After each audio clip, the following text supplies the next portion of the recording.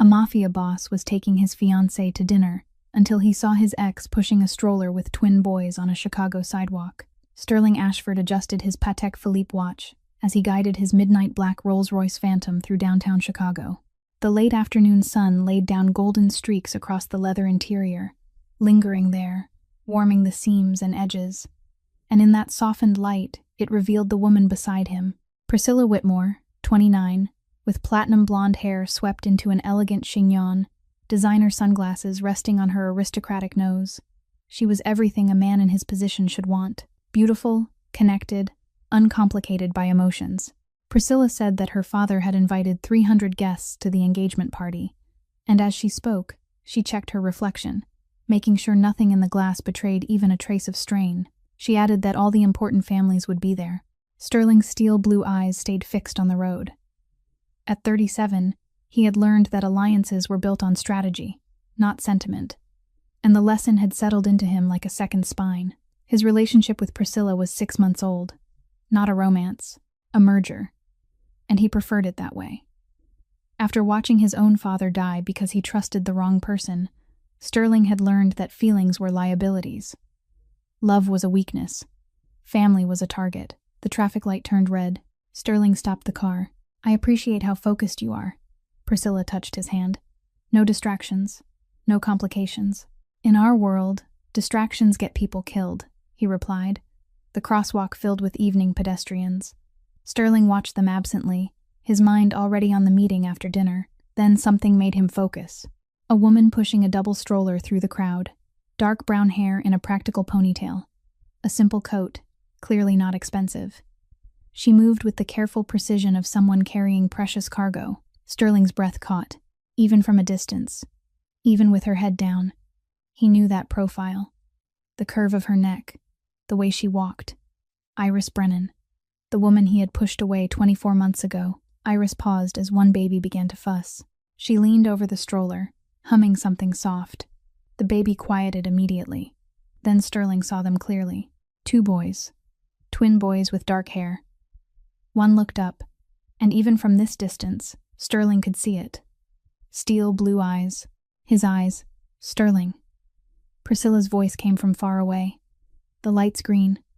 Cars honked behind him. Iris disappeared around a corner with the stroller, but the image burned in his mind. Twin boys, about 1 year old. 24 months since he ended things with Iris. The timing was now tragically clear. Sterling's hands shook on the wheel, a sensation foreign to a man whose grip had never faltered. Not when he seized his father's empire at 25, nor when he eliminated those who stood in his way. But now, they were betraying his composure. "Do you know that woman?" Priscilla asked. Sterling didn't answer. His mind raced back to their last night together. Iris in his arms, whispering about wanting a real future, a home, children. He had been brutal. "Men like me don't get families. Families are targets. I can't give you that life." She had nodded quietly. The next morning, her resignation was on his desk. Her apartment empty. Her number disconnected. No tears. No accusations. Just dignity. But now Sterling realized something. Her quiet acceptance wasn't peace. It was protection. She had been hiding something. Hiding them. He pulled into the restaurant's valet parking, hands still unsteady. Priscilla checked her lipstick, oblivious. She represented everything he had chosen. Alliance without attachment. Power without vulnerability. So why did his chest feel hollow? Why did seeing Iris with those babies make his empire feel meaningless? One question echoed in his mind. What if those boys were his sons? What if the life he avoided was the only one worth living? What if the woman he pushed away had needed him more than he ever knew? What would you do in Sterling's position? Chase after her for the truth? Or forget what you saw and protect the alliance you've built? If this story moves you, hit like and share it with someone who believes in second chances. Subscribe to Secrets Narrated so you never miss another journey into the heart. The signature room sat on the topmost floor of the building, the kind of place where the most powerful people in Chicago came not only to eat, but to be seen. Sterling sat across from Priscilla at a VIP table by the window, with the whole city spread beneath them like a carpet of light. But he could not see any of it. Not the glittering towers. Not Lake Michigan, dark as ink in the night. Not even the woman seated in front of him. His mind was still standing at that crosswalk, where Iris had bent down to soothe a crying baby. Priscilla was talking about the guest list, about which families had to be invited to show respect, about how her father had reserved a special section for allies from the East Coast. Her voice came to him like a low buzzing from some other world. Sterling nodded at the right moments, offered sounds of agreement when they were expected, but his eyes were empty. The appetizer was served and then taken away, untouched. The main course arrived, and he picked up his knife and fork, only to set them down again without cutting a single bite. In his head, memories from 24 months ago surged in like a tide. Iris's small apartment in Pilsen, a place without expensive furnishings, yet always warm, always carrying the scent of fresh flowers. The last night they were together, candlelight trembling on the table, Iris curled in his arms, her fingers tracing invisible lines across his chest. She had whispered in a voice full of hope that she wanted a real future, that she wanted marriage, children, a small family they could call their own. Sterling had gone rigid. He remembered fear flooding through him when he heard those words. Not fear of Iris, but fear of himself. Fear that he would become weak, fear that he would place her in the sights of enemies who never stopped watching. He had told her, in a cold voice, that family was a weakness, that in his world people killed the ones he loved to bring him down, that he could not give her what she wanted, and never would. Iris did not cry. She did not beg. She did not scream or smash anything. She only nodded slowly, her amber eyes holding his as if she had known the answer all along, yet still needed to hear him speak it. The next morning, a white envelope sat on Sterling's desk, with her resignation inside. Her apartment had been cleared out as though no one had ever lived there. Her phone number no longer existed. She vanished from his life so cleanly it was frightening. And Sterling, instead of searching, had ordered Griffin to block every old number, to cut off every line of contact, to erase every trace of that relationship, as if it had never happened. Now, sitting in this lavish restaurant, Sterling recalculated the time. 2 long years. If Iris had been pregnant when they split, she would not have known right away. Maybe a few weeks later, when she noticed the change in her body, she tried to reach him, but his number had been blocked. Every path to him had been sealed shut. She had faced the pregnancy alone. She had given birth alone. She had raised 2 children alone for more than a year now. Priscilla's voice, sharp and cool, cut through his thoughts. She said his name. She said she had asked him 3 times, and did he even hear her? He blinked and looked at her as if only then realizing she was there. He said there was something urgent. He stood so abruptly that the chair scraped across the wood floor. He said he had to go. Priscilla stared at him. She protested that it was the middle of dinner, that they had not even ordered dessert, that she wanted to know what was going on. But Sterling was already walking out without looking back. His hand pulled out his phone even as his feet carried him quickly toward the elevator. He dialed Griffin, the man who was always ready, no matter the hour, no matter the day. He told him to find everything on Iris Brennan. He wanted her current address, her work, her finances, her medical records, everything. He wanted it before 6 in the morning. Griffin did not ask why. He never asked. He said he understood. Boss. Sterling drove through the Chicago night, streets he knew now looking like an unfamiliar maze. The image of Iris bent over the stroller, singing softly to a baby, played on repeat in his mind like a damaged film. The child's eyes looked up, eyes exactly like his. Had she tried to reach him, or had she chosen to hide him because she knew he would refuse? And if she had tried, how many of her calls had he blocked without ever knowing? Sterling did not sleep. All night he sat in the pitch-dark penthouse, no lights on, no whiskey poured, only sitting there and staring into nothing, waiting. The heavy gold timepiece on his wrist measured out each second with its steady tick, and every tick sounded like an accusation. When the Chicago sky began to shift from black to a pale, reluctant gray, a knock came at exactly 6 in the morning. Griffin stepped inside with a thick file in his hand, his face as expressionless as it always was. He said that this was everything he had found, boss. He set the file on the table, then retreated a single step and stood still, like a statue. Sterling reached out and switched on the desk lamp, and a thin wash of yellow light spilled into the room. He opened the file and began to read, page by page, line by line, detail by detail, detailing Iris Brennan's life since that fateful night, all laid out in ink. The first page recorded her work history. After she resigned from Sterling's company, Iris applied to a small accounting firm in the suburbs. 2 months after they broke up, she discovered she was pregnant. She kept working until the 6th month of the pregnancy, when the company abruptly terminated her contract, masking their discrimination behind vague performance reviews the moment her pregnancy became visible. There was no severance. There was no health insurance after she left. Sterling turned to the second page, and his heart felt as if a fist had closed around it. The call record showed that Iris had called his number 47 times in the 2 weeks after she found out she was pregnant. A barrage of desperate attempts, each one marked by a single word in the system: blocked. Griffin spoke, his voice flat and even. He reminded Sterling that he had ordered all old numbers blocked after she quit. Her number had been on that list. Sterling said nothing. He remembered giving that order while he was trying to convince himself that a clean break was best for them both. He had not imagined that the command would cut off nearly 50 pleas for help that went into a digital void by Iris to tell him she was carrying his children. The third page was medical, and what Sterling read made his hand shake. Iris had delivered twins at a public hospital, without good insurance, without anyone beside her. The birth had taken a dangerous turn because she suffered severe postpartum hemorrhaging and nearly died on the operating table. She stayed in the hospital for 2 weeks to recover, alone, with no family, no friends, no one coming to visit. Her newborns lay in incubators during the first days of their lives while their mother fought to keep her own life. The fourth page described her current life. Iris lived in a small apartment in Pilsen, a working-class part of Chicago, where the rent was cheap but the security was not. She worked part-time at a bakery called Sweet Haven, earning just enough to keep herself and her 2 children afloat. No savings, no support network, only her and 2 little children. Sterling turned to the last page, a copy of the 2 children's birth certificates, and something in him collapsed. First son, Noah Sterling Brennan. Second son, Miles Brennan.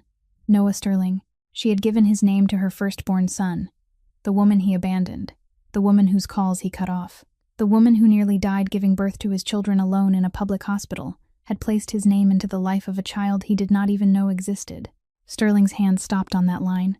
He read it again and again, as if his eyes could not be trusted. Noah Sterling Brennan. She had kept a piece of him close even after he had pushed her out of his life without mercy. Griffin stood in silence, watching, saying nothing. He had worked for Sterling long enough to know when silence was the only correct thing. Sterling rose and walked to the window, looking down at Chicago waking beneath him. The city he ruled, the empire he built, all of it suddenly felt meaningless beside that thin piece of paper. His voice went rough when he spoke. He said she had reached out to him desperately, dozens of times, only to be met with total silence. For the first time in many years, Sterling Ashford, the most powerful mafia boss in Chicago, felt himself guilty. Not guilty for crimes committed in business, not for the ruthless decisions he made to protect his empire, the ones he could accept and live with every day. Guilty toward the woman he once loved, and toward the 2 children he did not know existed.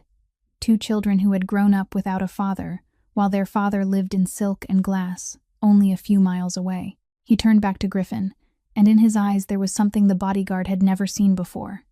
Pain. He told Griffin to arrange for him to see her. Today. Griffin nodded. He said she was working the morning shift at the bakery, starting at 7. Sterling looked at the time. 6:15 in the morning. He reached for his coat. He said he was going now. Sweet Haven Bakery sat on a quiet corner in Pilsen, a small oasis tucked among aging brick buildings and modest grocery stores. The scent of freshly baked bread drifted through the early morning air, mingling with the rich aroma of just brewed coffee. Inside, small wooden tables were arranged neatly, pale cream curtains framed the windows, and the warm glow of hanging lamps wrapped the room in a kind of gentle embrace. Sterling parked a block away and watched through the windshield. He had brought no bodyguards. He wore no suit, only a simple jacket and jeans, as if he were an ordinary man stopping in for breakfast. Through the glass, he saw Iris wiping down a table, her dark brown hair tied back neatly, a white apron secured around her waist. She moved with quick, practiced ease, as though she had done this work hundreds of times. And perhaps she had. Through all the months, he had not even known where she was. He drew in a slow breath and stepped out of the car. The bell chimed as Sterling pushed the door open. Iris turned with the professional smile she reserved for customers, and that smile froze the instant she recognized the man standing in the doorway. 2 long years compressed into a single look. Her amber eyes widened for a fraction of a second, then steadied, becoming calm in a way that felt almost frightening. She inhaled, lifted her chin, and asked in a voice stripped of emotion what he would like to order. Sterling stepped closer, his heart pounding as if he were facing his most dangerous enemy, rather than the woman who had once slept in his arms. He said her name. She cut him off at once. She said she was working, and if he was not a customer, he should leave. He told her he needed to speak with her. She replied that they had nothing to discuss. Iris turned her back and continued wiping a table that was already spotless, as though he did not exist. Sterling did not move. He stood there, looking at her small but unyielding back, and said the one thing he knew would make her stop. He said he had seen her yesterday on Michigan Avenue with the children. Her hand stilled in mid-motion. She did not turn around, but her entire body went rigid. A heavy silence settled over the little bakery. Sterling swallowed and asked the question that had haunted him through the night. He asked if they were his sons. Iris turned then. Her eyes were cold as ice. None of the warmth left of the woman who had once whispered about family dreams in the dark. She said they were her children, and that he had given up the right to be their father 24 months ago. Sterling felt as though he had been struck, but he did not step back. He said she had not told him she was pregnant. Iris let out a short, humorless laugh, bitter and edged with scorn. She asked if he truly believed she had not tried. She said she had called him relentlessly, day and night. In those first 2 weeks, she asked if he knew what she heard each time. She stepped closer, her voice rising. She said the number you are trying to reach has been blocked, a cold, automated rejection that played on a loop while she stood there holding her pregnant belly, not knowing what she was supposed to do. Sterling stood motionless. There was nothing to defend. No words could erase the weight of every unanswered plea he had systematically silenced. Iris went on, her voice trembling with restrained emotion. She stepped closer, her eyes flashing with 2 years of buried pain. He wanted a clean break, Sterling, and he got one. She spat, the name feeling like a curse. He wanted me gone, and I disappeared. But you don't get to stand here now and demand a father's rights. Every single one of those unanswered cries for help was a plea you systematically silenced. You surrendered your place in their lives the moment you chose silence over us. The door at the back opened and an older woman stepped out. Jolene Murphy, the owner, 55 years old with silver hair pinned neatly and sharp, watchful eyes. She sensed the tension at once and moved to stand beside Iris in a protective posture. She asked if there was a problem. Jolene looked Sterling up and down with the wary gaze of a mother bear guarding her young. Iris drew a steadying breath and said there was no problem and that the customer was leaving. It was dismissal, clear and final. Sterling understood he could not force anything. Not here. Not now. He nodded slowly and walked toward the door, but before stepping outside, he paused and turned his head just enough for Iris to hear him. He said he knew he had no right. He knew he had been wrong. He had made the greatest mistake of his life when he let her walk away and blocked every path back to him. He looked directly into her eyes and said he would return, and this time he would not disappear. The bell rang again as he stepped out. Inside the bakery, Iris stood alone among the empty tables, her hand gripping the cleaning cloth so tightly her knuckles turned white. She did not cry. She had forgotten how to cry long ago, since that first night in the hospital when she woke after surgery and realized she was still alive. Alone, with 2 newborn sons who needed her. Jolene came to her side and placed a hand on her shoulder, asking if she was all right. Iris tried to smile, but it twisted and faltered. She said she was fine, yet her eyes were red and her voice unsteady. Outside, Sterling sat in his car without driving away. He looked through the glass at the small bakery, at Iris returning to her work as though the encounter had never happened. This was the place where she rebuilt her life from the wreckage he had left behind. Without his help, without his money, without his protection, she had done it all alone. And that filled Sterling with both admiration and pain. He had lost the right to stand beside her long ago, but he would not lose the chance to make things right, no matter how long it took, no matter how many times she turned him away. He would come back, just as he had promised. That evening, Sterling sat alone in the study of his penthouse, the desk lamp casting long shadows over the photographs spread across the oak surface. Griffin had provided more images of Iris and the twins, pictures taken from a distance, yet clear enough for Sterling to see every feature on the children's faces. He lifted one photograph and stared at Noah, the boy with blue eyes identical to his own, the straight nose, the strong square line of the jaw, already visible despite his small age, a miniature reflection of himself. Miles was different, his bright smile and the spark of mischief in his eyes belonging entirely to his mother. Sterling did not hear the door open until Priscilla's cool voice sounded behind him, asking who they were. He turned. Priscilla stood in the doorway, green eyes fixed on the photographs scattered across the desk. She entered without invitation, her heels striking the marble floor with a sharp rhythm, like the ticking of a countdown. Sterling did not attempt to hide anything. He set the photograph down and said evenly that she was his former lover. Priscilla picked up another photograph and studied the two children carefully. Her voice dropped several degrees as she asked about them. He answered that they were his sons. A heavy silence filled the room. Sterling watched Priscilla master her expression, surprise shifting into anger, and then smoothing back into the composed calm she wore so well. She placed the photograph down and asked what he intended to do, whether he planned to call off the engagement, reminding him that her father would not accept such a decision. Sterling replied that he had not decided anything, but he would not ignore his children. Priscilla fell silent for a long moment, and then something unexpected happened. She smiled, a sweetness so polished that Sterling narrowed his eyes in suspicion. She moved closer and sat gracefully in the chair opposite him, fluid as a cat. She said he was right. They were his children. She had no right to prevent him from acknowledging them. Sterling was taken aback by the sudden shift. Priscilla continued in an unusually gentle tone. She said she only needed to know her place in this matter.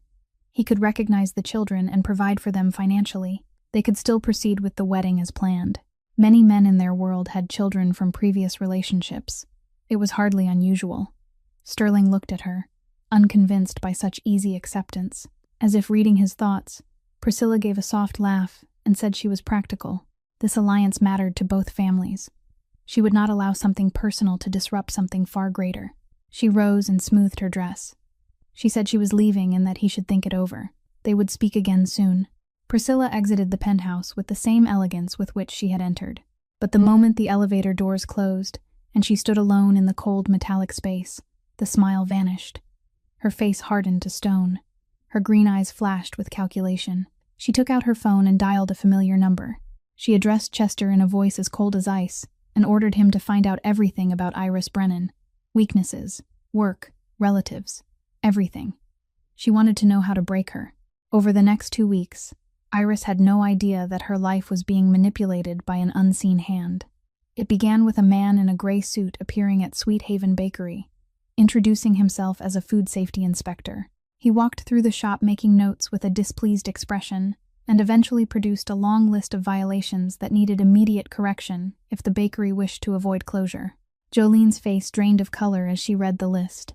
Absurd requirements she knew her shop did not violate. Before she could protest, her phone rang. A low, unfamiliar voice spoke only one sentence, telling her to fire Iris Brennan or the bakery would face serious trouble. Then the call ended. Jolene did not tell Iris about it. She simply embraced the young woman and said everything would be all right. But Iris had troubles of her own. The first message arrived at midnight, while she had just settled Miles back to sleep after a nightmare. An unknown number. A brief and chilling message telling her to stay away from Sterling Ashford, or the children would be in danger. Iris stared at the screen with trembling hands. She deleted it, but she could not erase the fear lodged in her chest. That night she checked the locks 3 times before going to bed, and she barely slept. The second message arrived the next day, then the third, each one more explicit in its threat. Yet she told no one. She did not want to ask Sterling for help.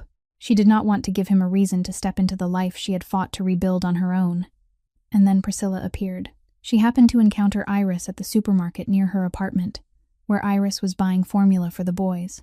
A beautiful woman with platinum blonde hair and sharp green eyes approached with a smile sweet as artificial sugar.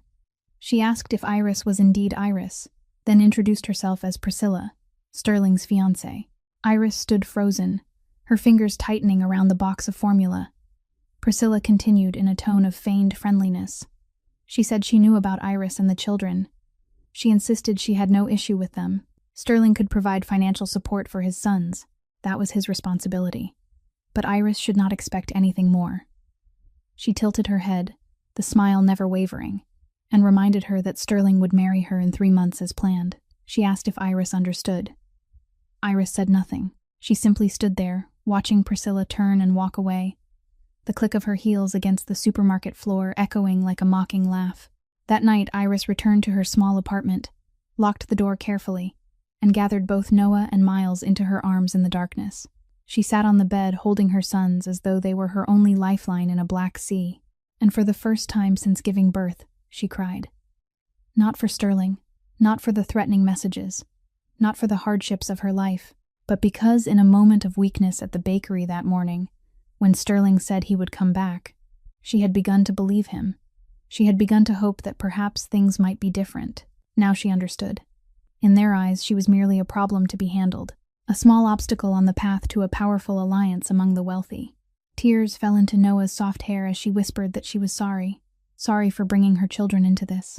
3 days after the encounter with Priscilla at the supermarket, Sterling returned to Sweet Haven Bakery as he had promised. This time he carried a bouquet, bright yellow sunflowers that he remembered Iris once saying she loved, an awkward gesture that did not resemble the style of a Mafia boss at all. He pushed the door open, the bell chiming as before, and searched for her familiar figure among the wooden tables. Iris stood behind the counter, arranging pastries in the display case. She looked up at the sound of the bell, and Sterling saw immediately that something had changed. It was not anger like their last meeting, not the cold defiance in her eyes. This time it was distance, an invisible wall raised between them that he could feel even from several feet away.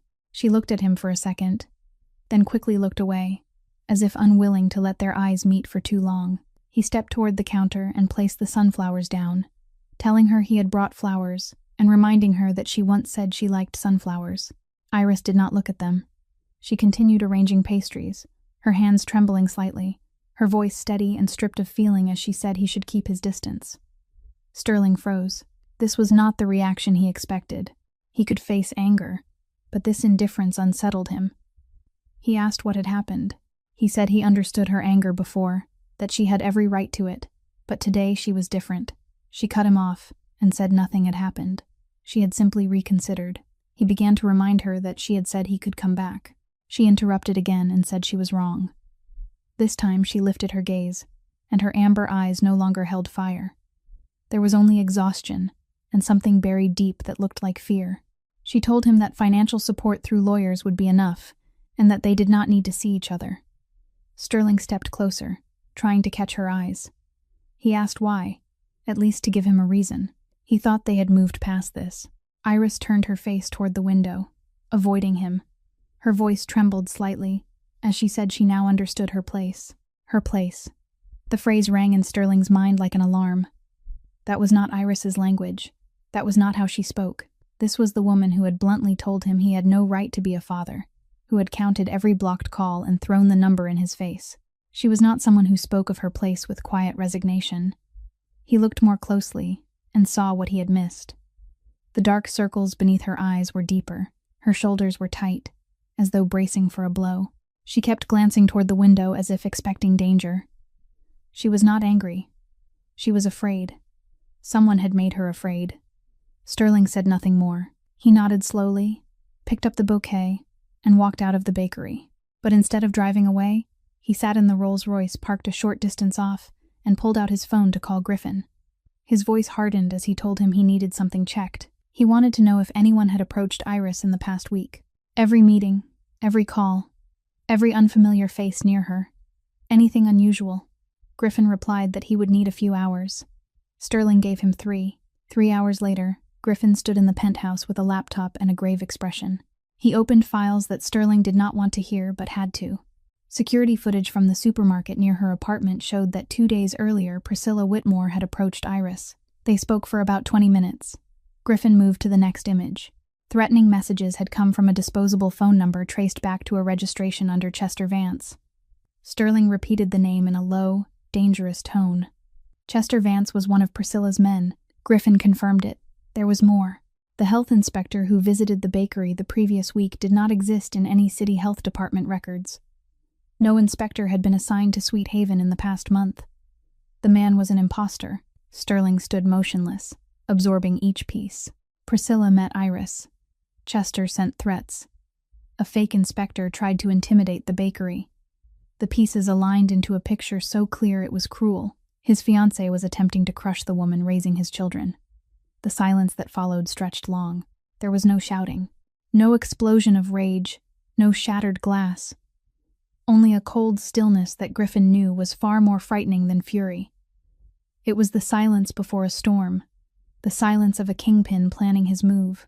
At last Sterling spoke, each word falling like a stone. He said Priscilla had threatened his family. Griffin waited, knowing the order was coming. Sterling told him to bring her to the penthouse immediately. He walked to the window and looked down at Chicago, sinking into dusk as evening settled over the city. Lights flickered on across the skyline like millions of watching eyes. His voice turned to ice as he added that she wanted to play this game. And that was fine. But she had forgotten who he was. The penthouse lay in darkness, lit only by the glow of Chicago spilling through the vast glass windows, pale streaks of light stretching across the marble floor like restless shadows. Sterling stood with his back to the door, looking out over the glittering skyline where millions of people lived their ordinary lives, unaware that above them, a war was about to begin.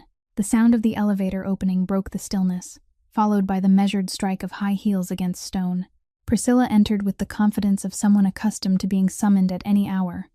Her black cocktail dress fitted to perfection as though she had just stepped away from an elegant gathering.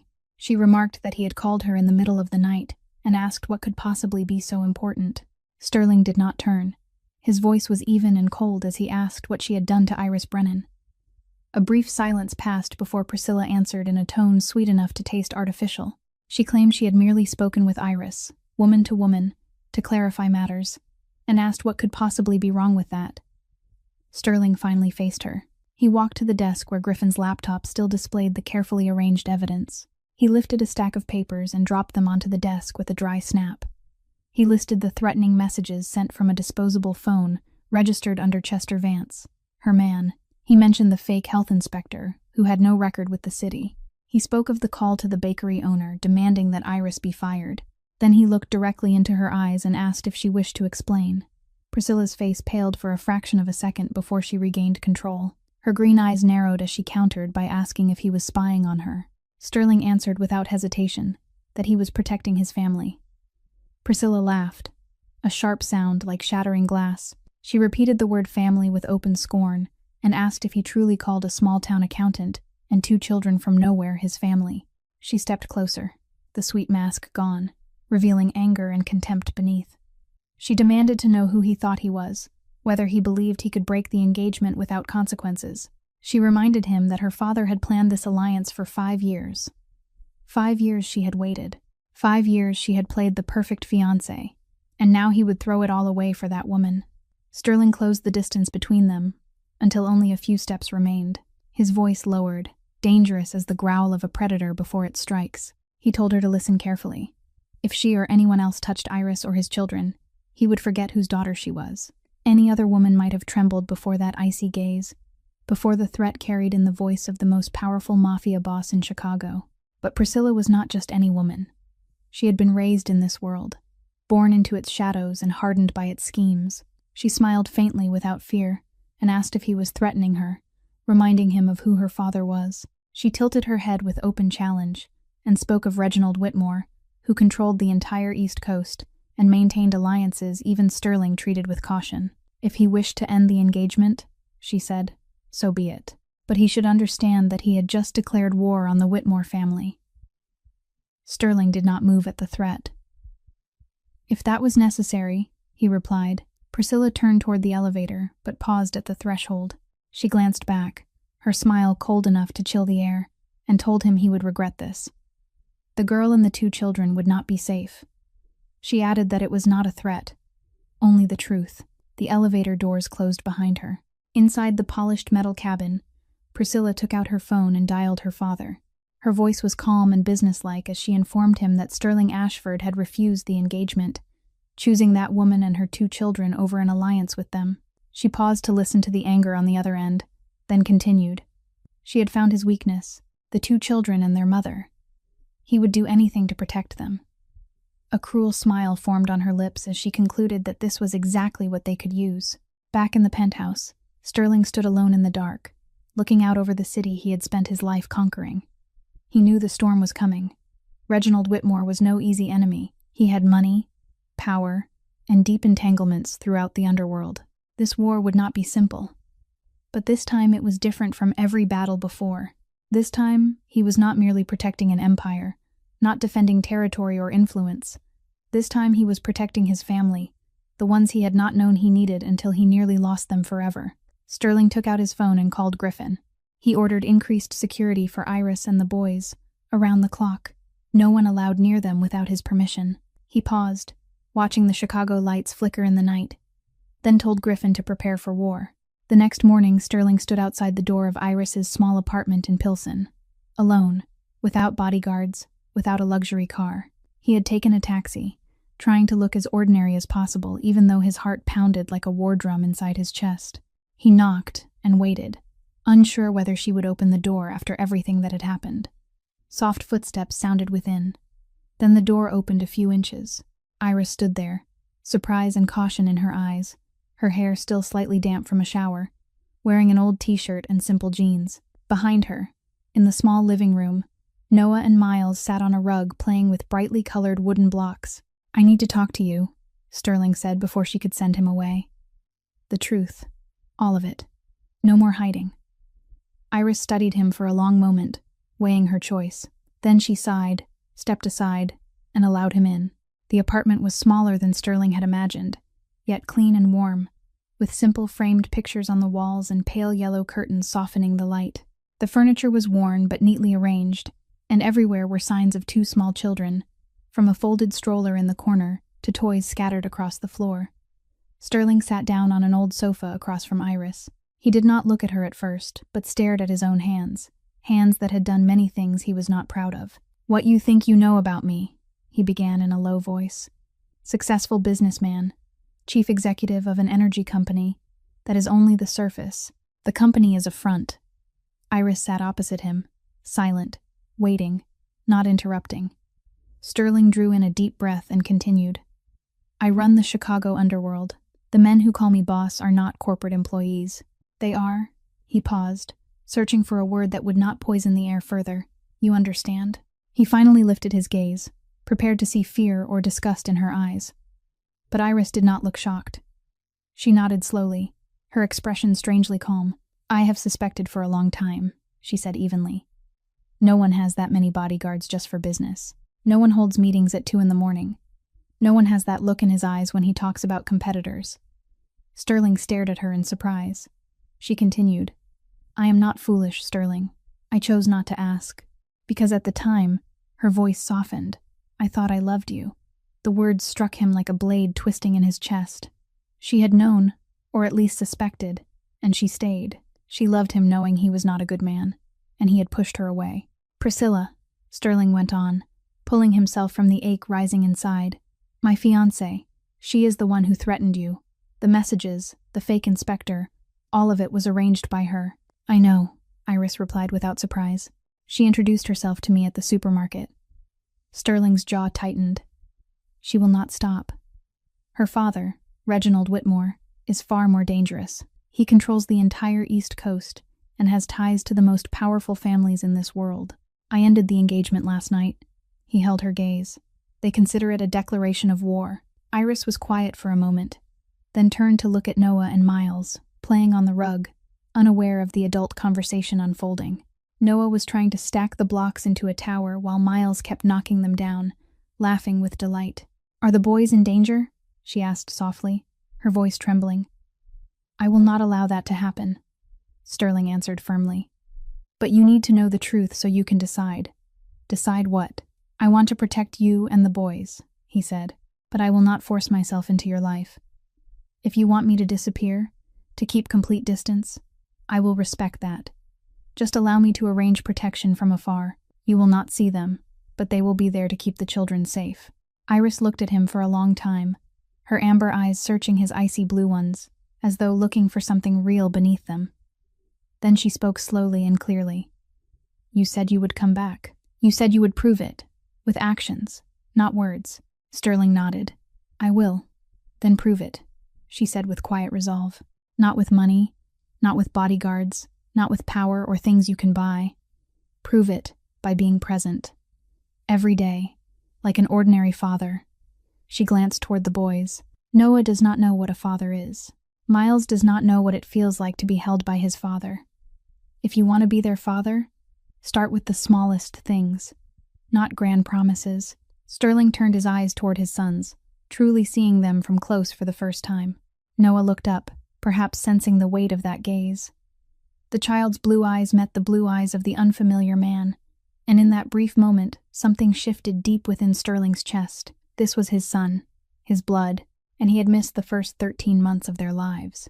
"I will not disappoint you," he whispered, unsure whether he was speaking to Iris or to himself.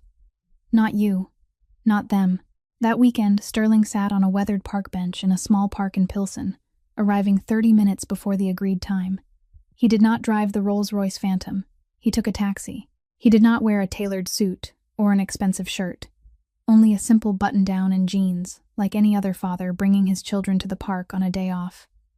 He wanted to look ordinary. He wanted, for a few hours at least, to belong to this quiet, unremarkable world. Griffin stood at a distance near the park entrance, close enough to intervene if necessary, far enough not to draw attention. It was a compromise between the protective instinct of a crime boss and the fragile hope of a man meeting his children for the first time. He sent his security detail to circle the block, needing to prove to Iris he could be just a man, even while his world watched from the shadows. Sterling checked his watch for the 10th time, his foot tapping restlessly against the dirt. He had faced the most notorious mobsters without a tremor. He had made life-and-death decisions with steady hands.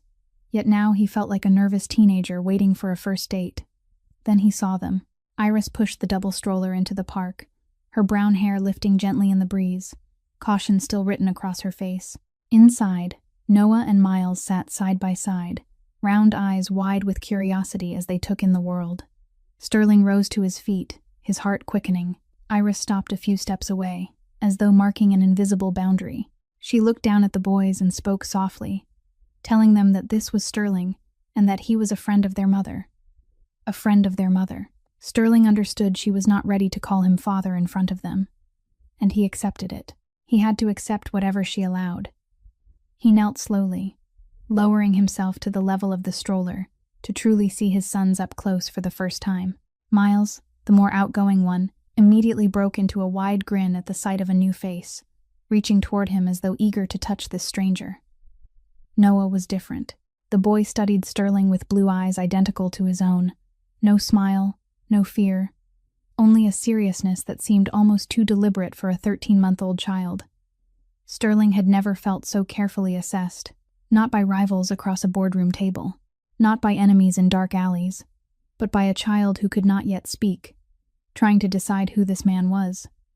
Iris explained quietly that Noah was cautious with strangers and asked him not to force it.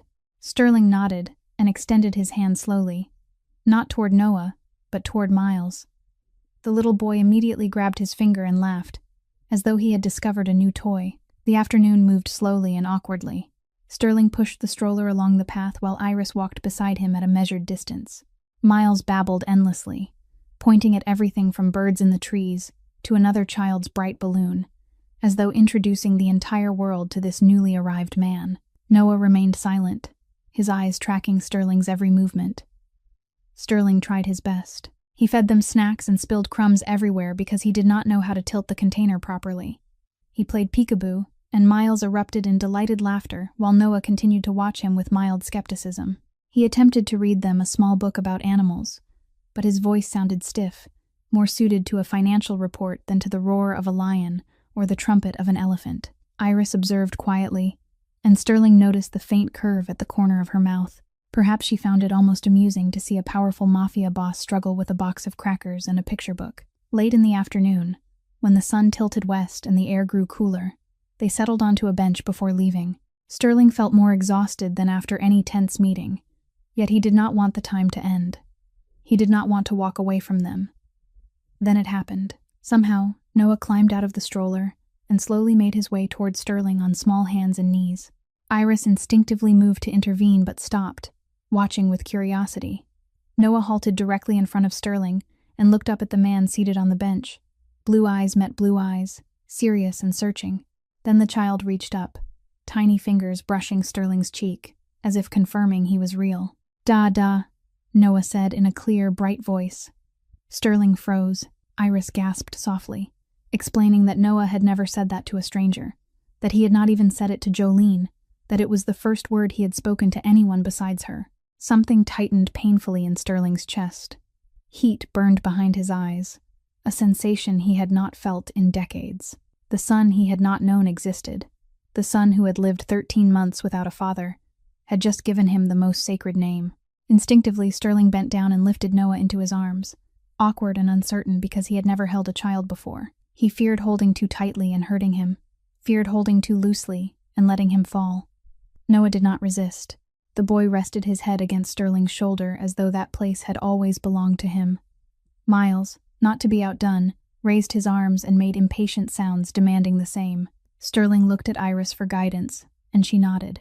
He gathered Miles into his other arm and sat there on the park bench with one child on each side, completely unsure of what to do next. Iris watched them, and for the first time since seeing Sterling again, she noticed something different in his eyes.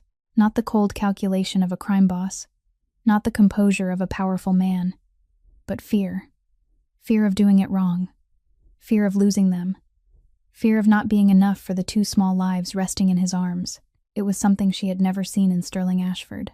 And it was that very thing that made her begin to believe that perhaps, just perhaps, he truly wanted to change. The next 3 weeks changed everything. Sterling Ashford, the most powerful mafia boss in Chicago, the man who commanded respect across the entire underworld, began learning how to be a father from nothing. In the first week, he arrived at Iris's apartment every morning before she left for work, wearing a simple shirt and jeans instead of a 3-piece suit, ready for whatever task he was given. Sterling's first attempts at fatherhood were a disaster. Diapers ended up lopsided, adhesive tabs refused to stick, and he constantly forgot the basics. It took a full week of patient endurance and a lot of mockery from Miles before he finally secured a diaper correctly. He called Griffin immediately, his voice carrying the pride of a man who had just completed a major operation. Griffin paused before responding in his usual even tone, offering congratulations, boss, though Sterling could hear the restrained amusement beneath it. In the second week, he learned how to prepare formula. He misjudged the proportions 3 times in succession, once too diluted, once too thick, once with water too hot. Noah rejected the bottle and cried as though under torture, leaving Sterling momentarily helpless. But he did not quit. He tried again, and again, and again. On the 5th night, when Noah finally finished a bottle prepared by his hands and fell asleep in his arms, Sterling looked down at his son as if he had conquered the world. The 3rd week brought the harshest test. At 3 in the morning, Iris's phone rang. Sterling's voice came through, telling her that Miles had a fever and that she should keep sleeping because he had it handled. She did not return to sleep. She lay in bed listening to his footsteps moving back and forth through the apartment, the sound of running water, the low murmur of his awkward reassurances to a restless child. She slipped quietly into the living room and saw him seated on the sofa with Miles in his arms, a damp cloth resting on the boy's forehead. Sterling wiped him down whenever the temperature rose, checked it every hour, and did not close his eyes once. By morning, the fever broke. Iris found Sterling asleep in the chair, Miles resting peacefully against his chest, one small hand wrapped firmly around his father's finger. She stood there for a long time watching them, and something within her began to soften. In those weeks, Iris discovered many things about Sterling she had never expected. He declined an important meeting with business partners because he had promised to take the boys to the park. He memorized the lullaby she used to sing, off-key and uncertain, yet Noah and Miles loved it anyway. He remembered that Miles favored the blue teddy bear, and that Noah preferred books with pictures of cars.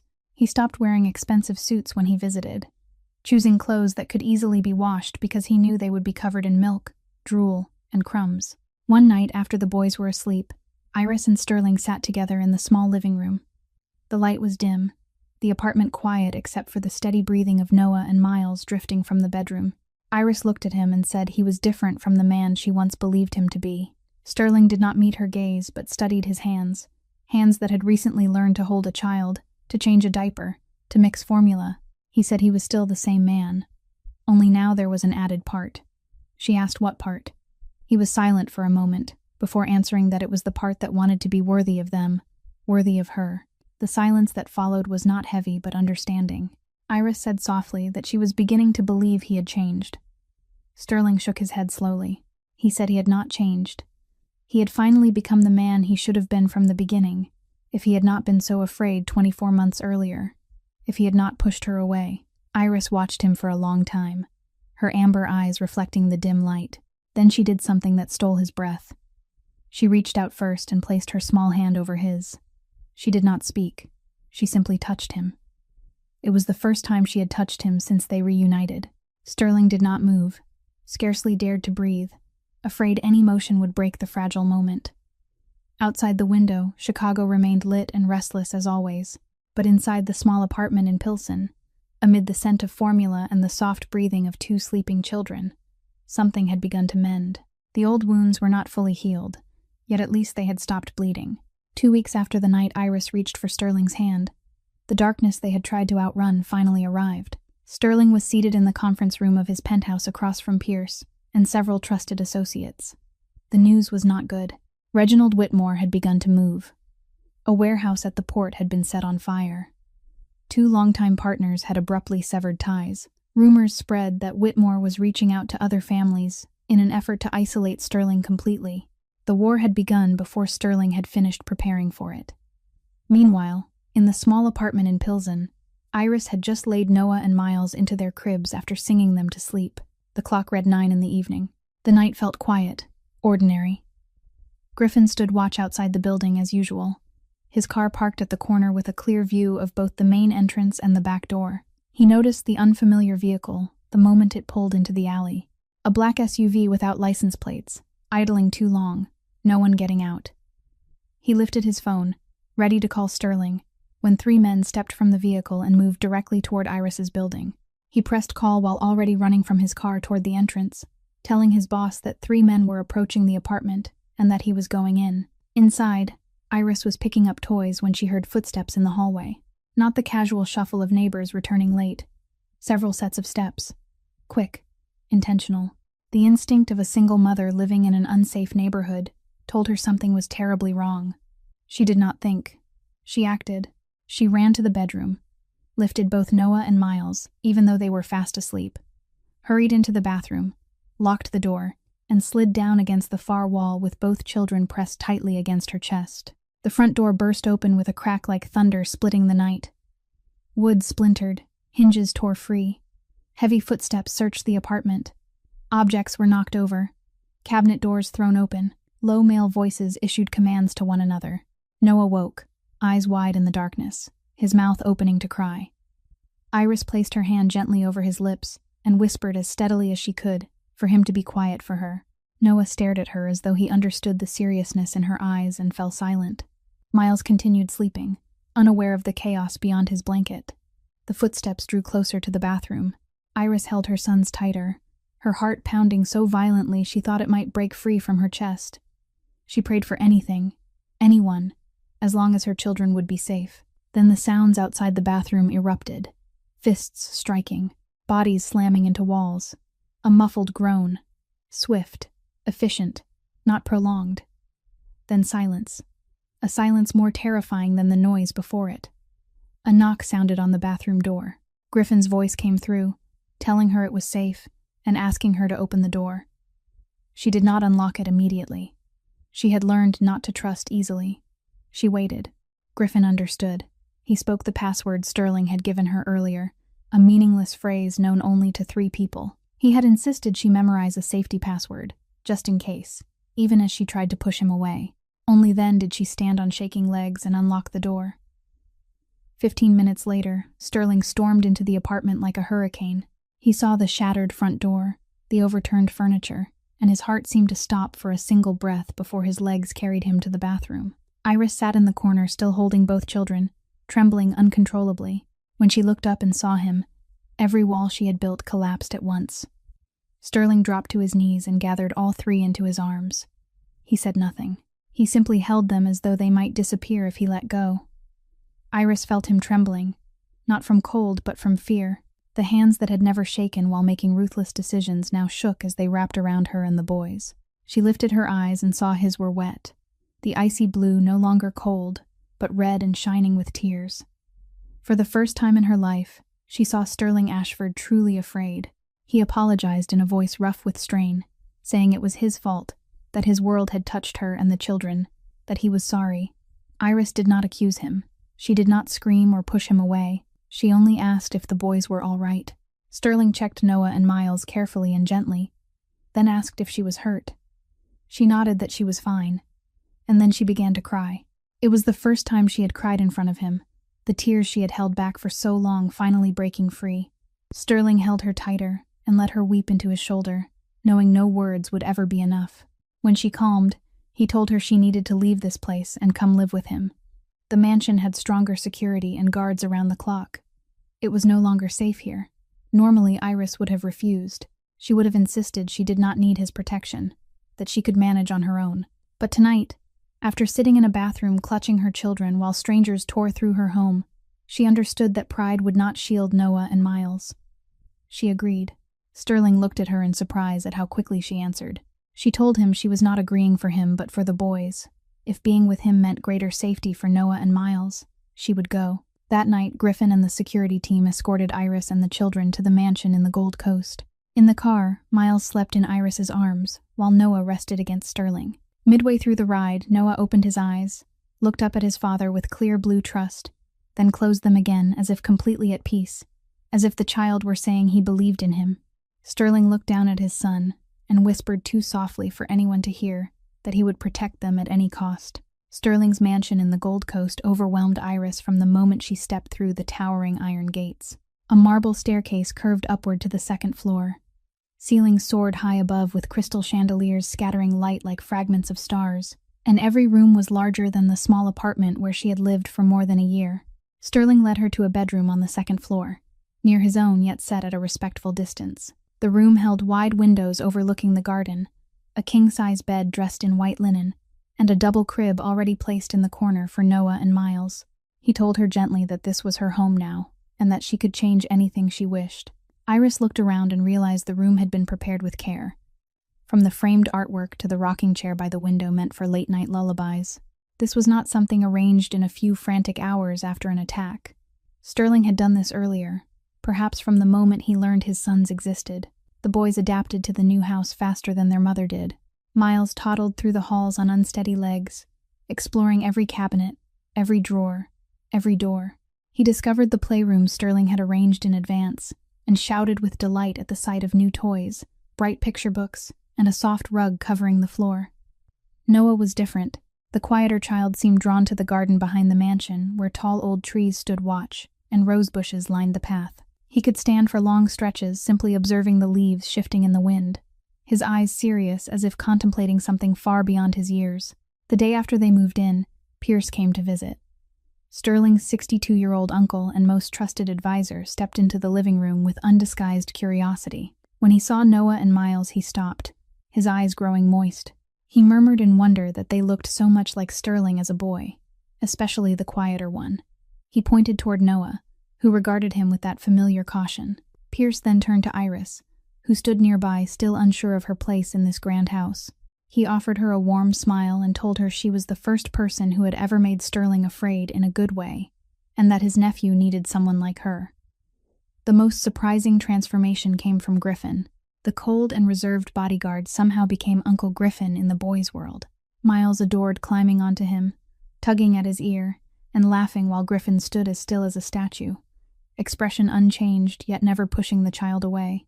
Noah preferred sitting on Griffin's lap while he read aloud, even though Griffin's voice carried the same tone he might use for a financial briefing.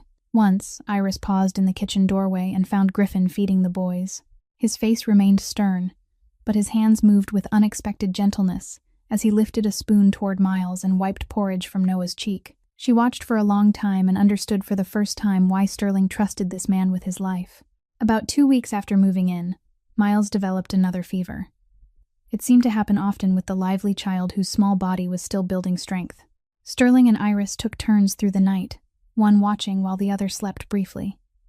They moved together with a quiet rhythm, no need for many words, only a glance or a nod. At 4 a.m, the fever finally broke, and Miles drifted into peaceful sleep. Iris sat beside the crib, eyes heavy with exhaustion. Sterling remained next to her, just as weary but unwilling to leave. At some point, Iris leaned unconsciously toward him, her head resting against his shoulder. She did not realize what she was doing. Her body simply sought the nearest comfort. Sterling froze, afraid that any movement might wake her and break the moment. She fell asleep against him, her breathing soft and even. He stayed there until dawn, unmoving despite the numbness in his shoulder and the ache in his back. He listened to her steady breaths and the faint sounds of the boys sleeping. For the first time in his life, he understood what simple happiness meant. When the first light filtered through the curtains, Iris stirred. It took her a few seconds to remember where she was, and when she realized she had slept on his shoulder through the night, color rushed to her face and she straightened quickly, apologizing. Sterling interrupted gently and told her she needed rest and that she should not apologize for that. Their eyes met, and something shifted between them. No longer victim and protector, no longer single mother and absent father, no longer former lovers divided by fear and pride. They were beginning to become a family. While family life inside the mansion gradually settled into a fragile rhythm, beyond the tall walls, the storm continued to gather strength. Reginald Whitmore was not a man who accepted humiliation, and Sterling's decision to break the engagement with Priscilla was the greatest insult he had ever endured. In their world, that meant only one thing: war. The bad news arrived in waves. First, a warehouse at the port, one of Sterling's most important facilities, went up in flames during the night. The estimated damage reached $2 million, yet the greater concern lay in the message behind the fire. Whitmore could reach anything that belonged to Sterling if he chose to. Next came the casino downtown, the most stable source of income, suddenly subjected to relentless inspections from police and regulatory agencies. Whitmore had people within law enforcement, something Sterling had always known, yet he had not expected such open use of that influence. Finally, longtime business partners began withdrawing. Some politely declined future cooperation. Others disappeared without explanation. Griffin investigated and discovered that Whitmore had contacted each of them personally, offering threats too persuasive to ignore. Sterling called an emergency meeting in the study of the mansion. Pierce, Griffin, and Monty, his personal attorney, gathered around the table with grave expressions. No one spoke for the first few minutes. The air felt heavy, charged like the sky before a violent storm. Monty broke the silence. Whitmore was forming alliances with smaller families, promising to divide Sterling's territory among them if they stood with him. The objective was clear: total isolation. Pierce, ever calm and perceptive, exhaled slowly and said that if a full-scale war erupted, both sides would suffer deeply. And then his eyes drifted toward the hallway that led to Iris's room and the nursery at the far end. He did not finish the sentence. He did not need to. Sterling nodded slowly. There would be no full-scale war. Not now. Griffin looked at him, waiting. Then what is your move? Find a way to end this without bloodshed, Sterling replied, his tone steady but firm. Whitmore has secrets. Everyone does. We find his. The meeting ended, yet Sterling remained in the study alone. He sat in the dark, staring at the city lights beyond the window, weighing the choices before him. That was when Iris entered without knocking, a privilege she had gained without either of them noticing. She asked quietly if he was all right, and took the chair opposite his desk. He answered that he was fine, and they both knew it was not true. She told him gently that he was not fine. She had seen his face during the meeting. She had seen the way his eyes drifted toward the children's room whenever danger was mentioned. Sterling sighed and let the mask slip, the one he wore for everyone else. Whitmore is forcing a choice, he admitted. Attack or be attacked.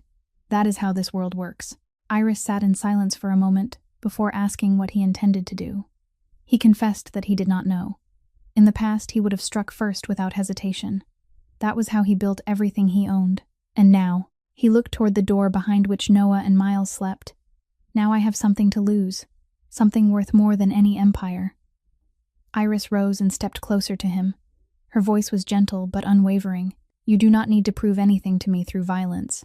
I have seen who you are when you stay awake all night because Miles has a fever. I have seen who you are when you fail 5 times at changing a diaper and do not give up.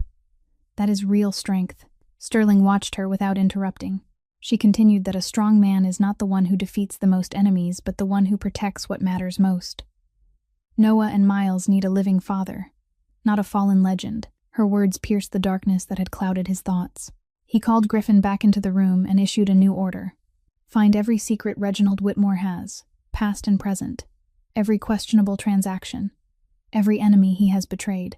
I want to know who seeks revenge against him and who holds leverage over him. Griffin nodded that he knew where to begin.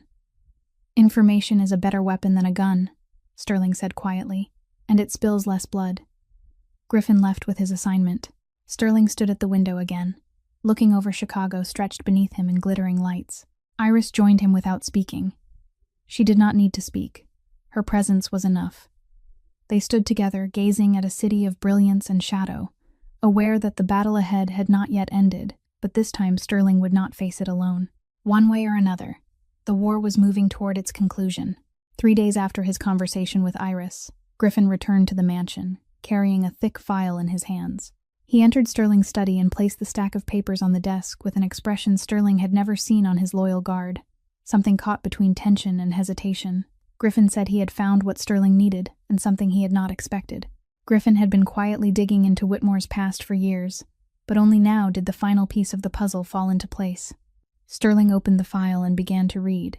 The first pages contained what he had anticipated: a list of Whitmore's former enemies, men he had deceived and betrayed over 40 years in the underworld. There was evidence of illegal transactions, records that could send Whitmore to prison if delivered into the right hands. There was even a list of witnesses willing to testify against him under proper protection.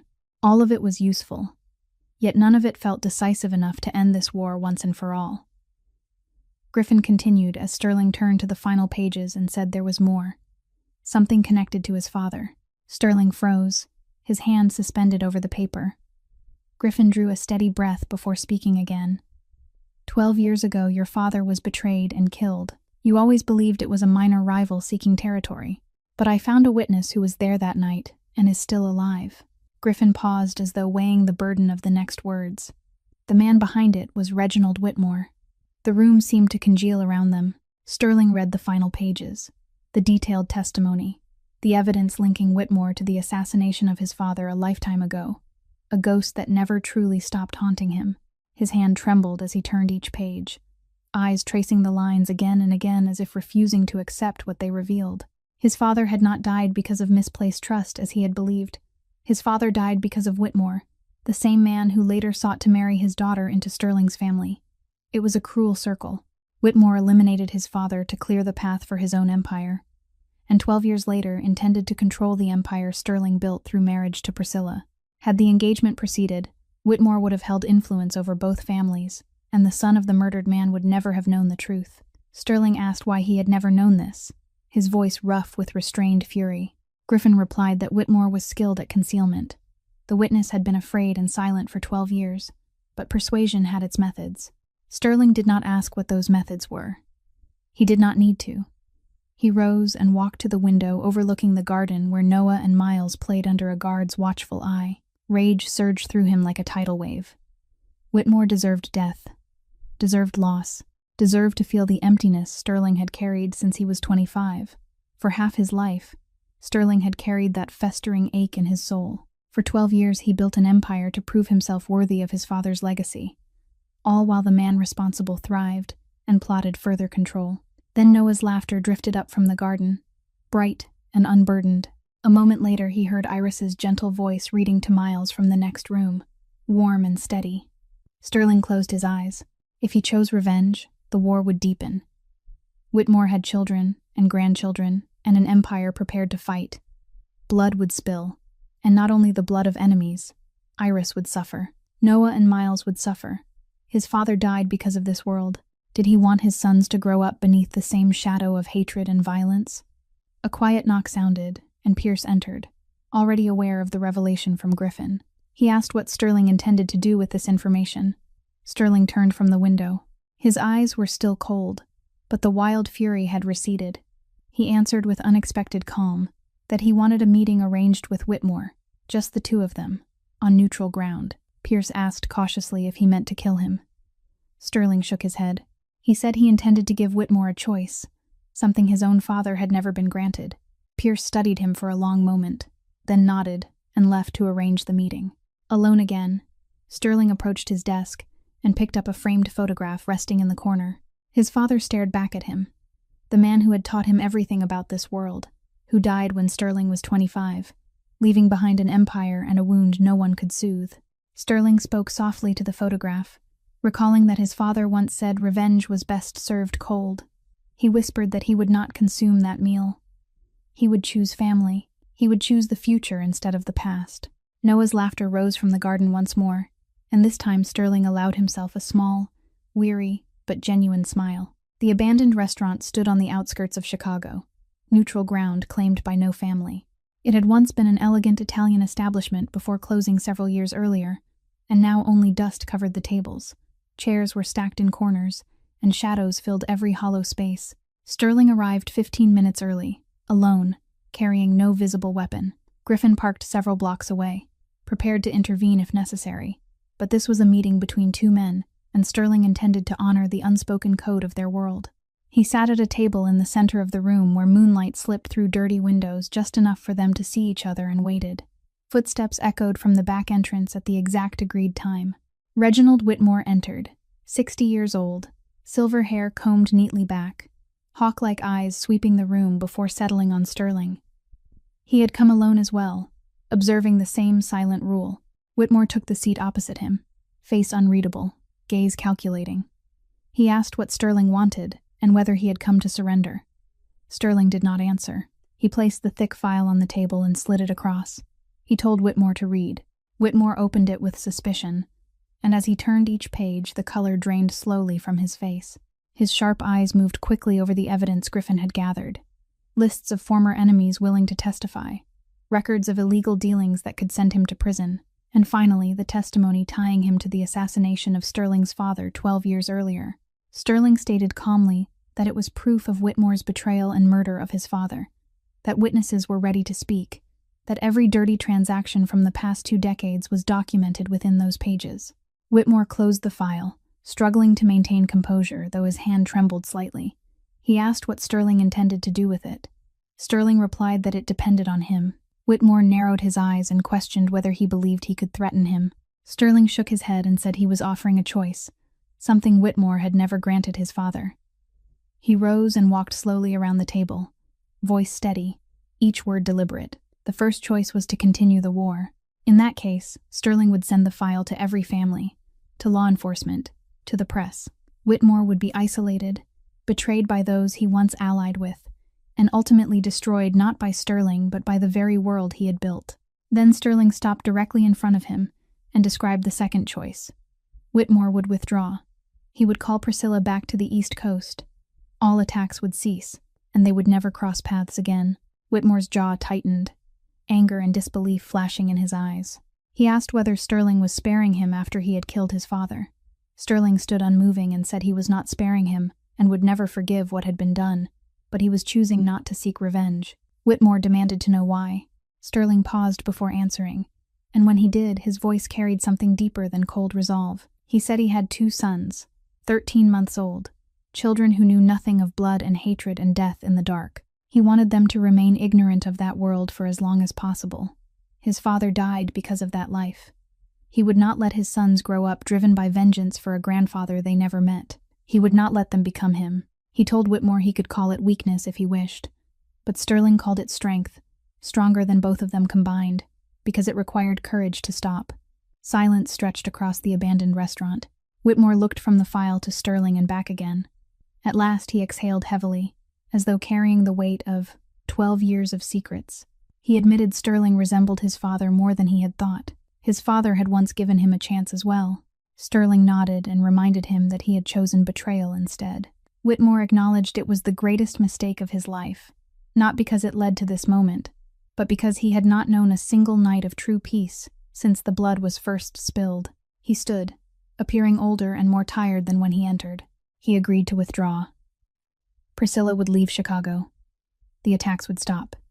It was finished. As Whitmore turned toward the door, Sterling spoke once more, warning that if he broke his word, there would be no second chance and no choice offered next time. Whitmore paused briefly, nodded without turning back, and disappeared into the darkness. Sterling remained alone in the abandoned restaurant, moonlight tracing pale lines across the dusty floor. He took out his phone and called the mansion. Iris answered with worry in her voice, asking if he was all right. He told her it was over and, for the first time in weeks, allowed himself a genuine smile. He said he was coming home. She asked again if he was hurt.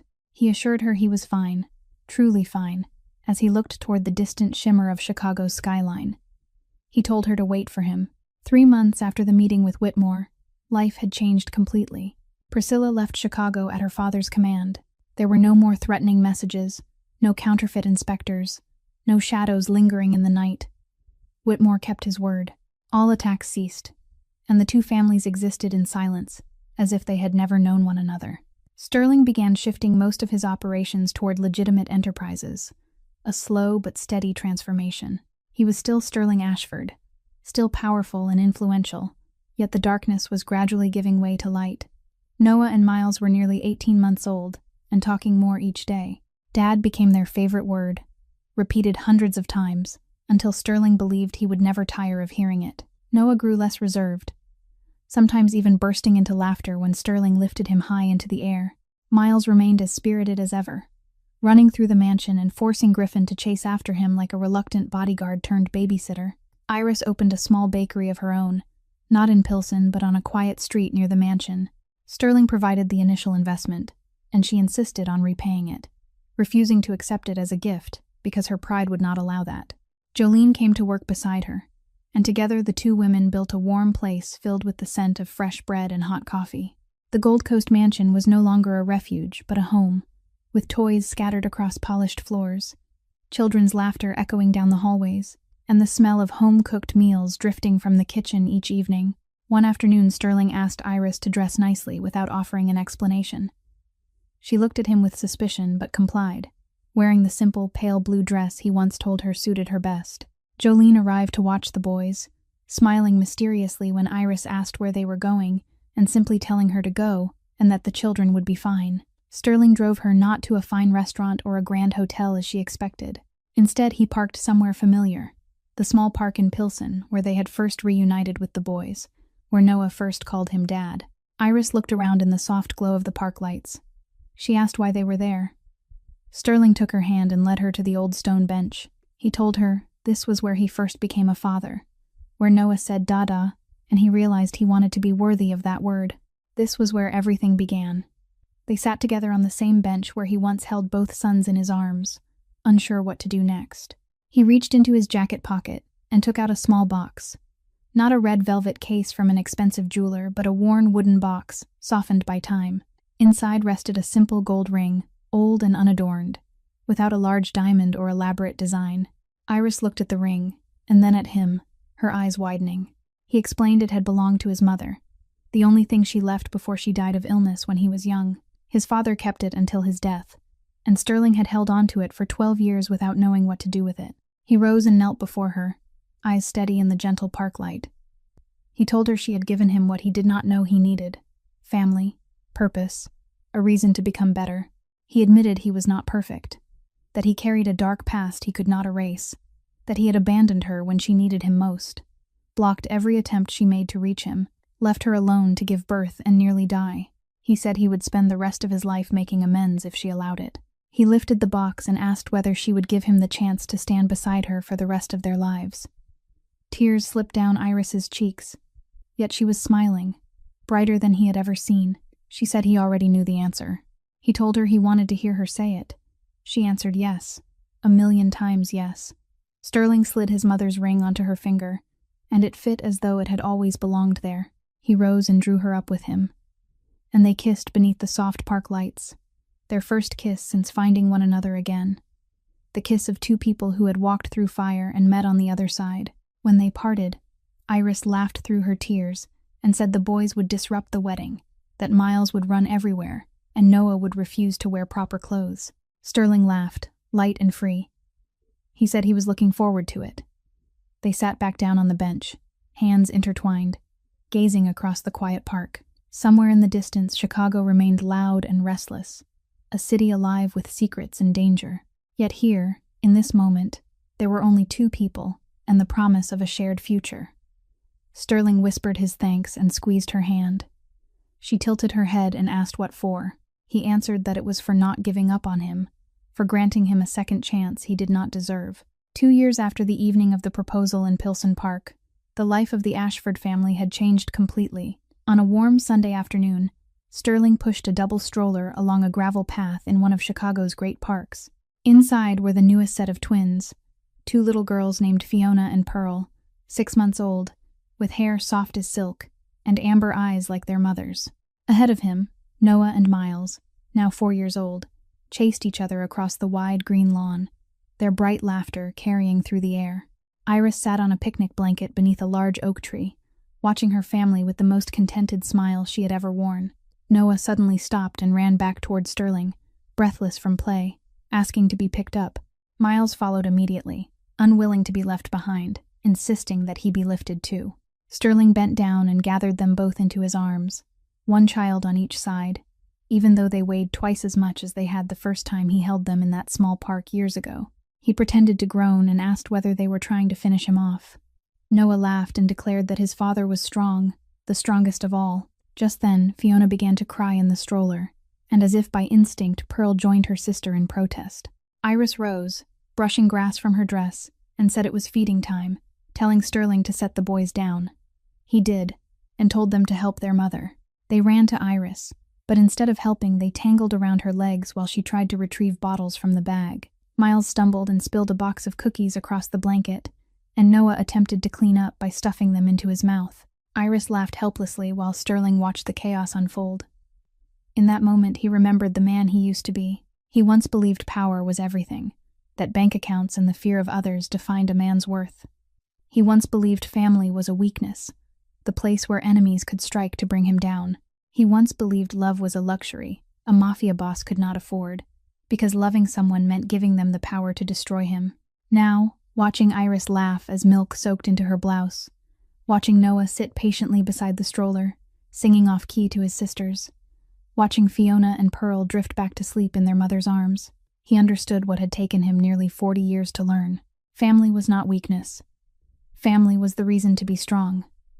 When the babies were asleep again, and Noah and Miles were busy chasing butterflies, Iris came to sit beside Sterling on the blanket. She rested her head on his shoulder, a gesture now as natural as breathing. She asked quietly whether he ever regretted choosing this life, whether he regretted giving up power and empire for midnight feedings and diaper changes at 3 a.m. Sterling smiled, peaceful and unburdened.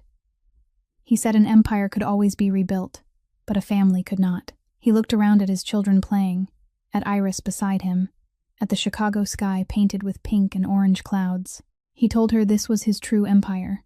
They sat in silence, watching Noah try to teach Miles how to catch butterflies, while Miles preferred simply to run and shout across the field. Fiona and Pearl slept in their stroller, unaware of the complicated world beyond the softness of their blanket and the shelter of their parents' love. Sterling whispered his thanks to Iris for giving him all of this. She squeezed his hand and said he had found it himself. She had only opened the door. Sterling Ashford, once the feared ruler of Chicago's underworld, looked at his small family in the late afternoon sun. The city still stood, still moved by its own rules, still shadowed by danger. But he no longer needed to dominate it. He had found something more valuable than any empire, something money could not buy and power could not seize. He had found the second chance he almost lost years ago at a crosswalk. The story of Sterling and Iris reminds us that it is never too late to change, never too late to mend the mistakes of the past. Sometimes the most precious things in life are not what we chase, but what we nearly lose while pursuing illusions. Family, love, connection, with those we hold dear. These are what truly matter, what give life its meaning. If you stood where Sterling once stood, holding all the power in the world but no one to share it with, would you have the courage to let it go and begin again? Do you believe in second chances? Share your thoughts in the comments below. We would truly like to hear what rests in your heart. If this story touched you, press like and share it with those who believe in redemption. Do not forget to subscribe to Secrets Narrated and turn on notifications so you do not miss the next emotional journey. We sincerely thank you for spending your time with us today. May you and your loved ones have good health, joyful days, and lives filled with peace and love. Goodbye, and we will see you in the next video.